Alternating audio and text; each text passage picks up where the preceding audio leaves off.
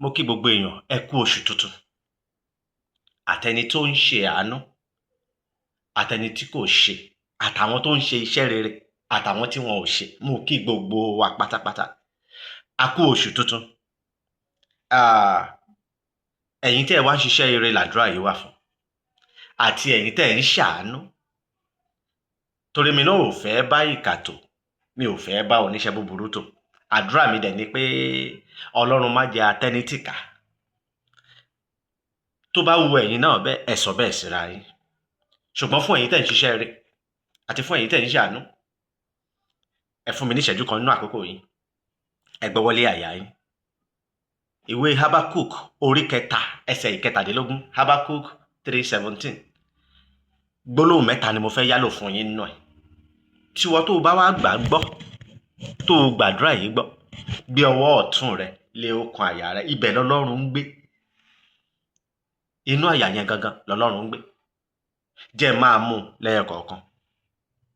Gbólóhùn àkọ́kọ́, ó ní bí igi kì yóò tanná. Mo dánu dúró ńbẹ̀ náà. Lórúkọ Jésù, ìwọ tó ń ṣiṣẹ́ rere, ìwọ tó jẹ́ pé àánú lòun fojoojúmọ́ ayé rẹ ṣe, lórúkọ Jésù lóṣù kẹfà yìí, igi rẹ yóò tanná, ayé rẹ yóò tanná, iṣẹ́ rẹ yóò tan iná. Ṣé mọ̀ pé nínú tẹkinọ́lọ́jì kí nǹkan bá tanná, nǹkan dáadáa ni. Bẹ́ẹ̀ láyé rẹ ṣe máa rí. Lórúkọ Jésù, mo ní ayé rẹ yóò tanná, iṣẹ́ rẹ yóò tanná. Lórúkọ Jésù, ògo rẹ yóò tanná. Ohun gbogbo tó dáwọ́lé yóò tanná lóṣù yìí. Bẹ́ẹ̀ lọ́lọ́run máa ṣe. Ògo ni forúkọ Ọlọ́run. Gbólóhùn ẹlẹ́ẹ̀kejì, ó ní tí èso kò sí nínú àjàrà.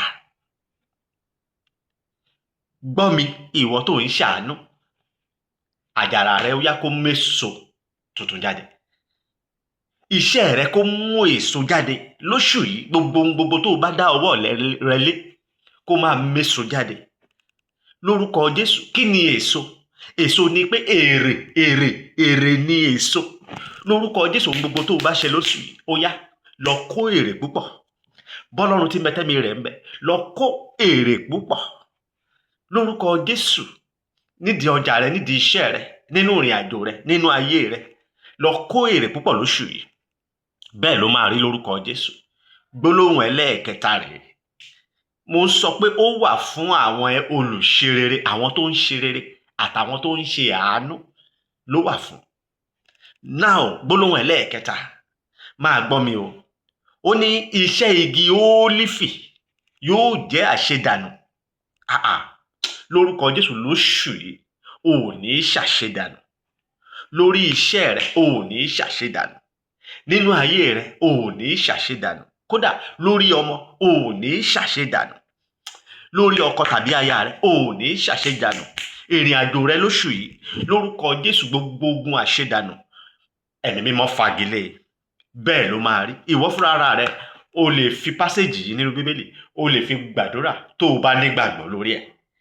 Bẹ́ẹ̀ tí ń ṣe bẹ́ẹ̀, ayé yín ti dára. Oṣù yìí rọ̀ yín lọ́rùn. Ògo ni forúkọ Ọlọ́run. Love you.